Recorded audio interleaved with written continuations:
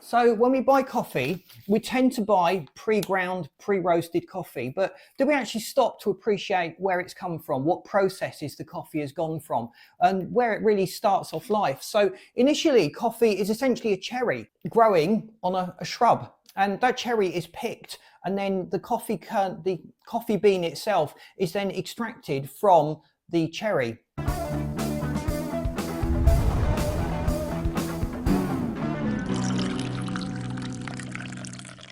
So initially it would look very, very green like that. So you've got green coffee beans, and it's only when they're roasted that you start to get that lovely aroma, the lovely color coming out of it. So the degree of roast has a significant impact on the overall taste of the coffee.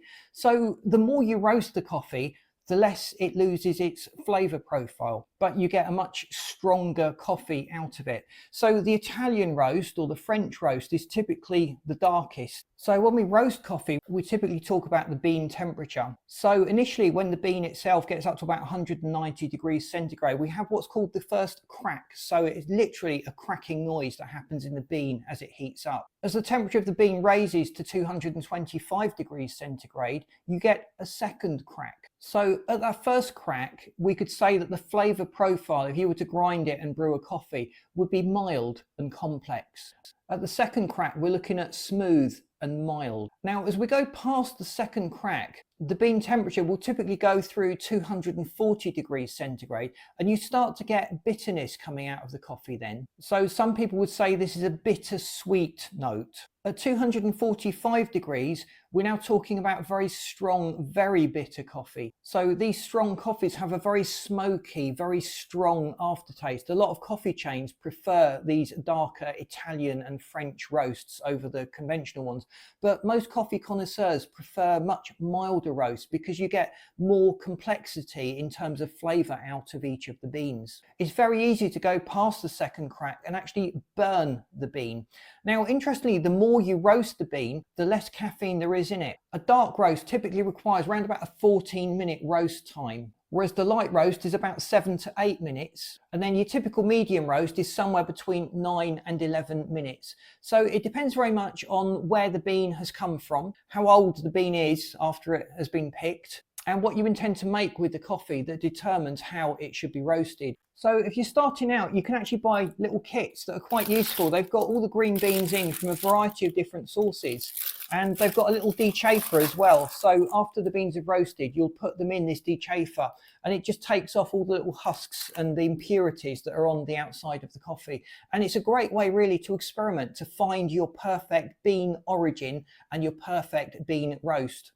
So coffee is very much like wine. It depends very much where it has been grown, the type of environment it has been grown in, the location, the condition of the soil. These all have a very distinctive contribution to the flavor of the coffee itself. And real coffee connoisseurs can actually tell to a certain degree of accuracy which region. Now, one of the most popular coffee regions is probably one of the most complex. So we've got Brazil, but there's a whole series of microclimates in Brazil. So different farms in fairly similar locations have got very different soil types or very different exposure to water or other conditions that benefit the growing of the coffee bean.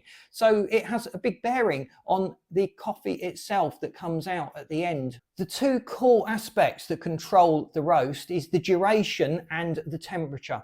So you can roast beans for a long time at a low temperature, or you can roast them for a very short time at a high temperature, and you'll get very different results to doing maybe a long roast at a medium temperature. So usually the lighter roast will preserve more of the unique character of the coffee where it's been grown, whereas the darker roasts tend to unify the coffee. You get a much similar taste profile from very, very dark roasts of coffee. So I hope this has just opened your eyes really to the possibility of roasts. I would encourage you to buy a little kit and just play around with different roasts yourself. It's a great way of experimenting. Often when you buy green beans, you have to buy a big sack, and committing to a large sack from an origin that you're unsure about is certainly quite an investment and quite a risk to a lot of people. So it's better to invest invest in just a kit that gives you the variety, and then from that you can start to develop your taste preferences and what sort of coffee you actually like. So please boot that like button, because that really does help us to get out there. Thanks for watching, and stay tuned to the channel, because we would hate you to miss out on what we've got brewing in terms of great coffee content. Thanks for watching, and I'll see you in this next video that I've lined up.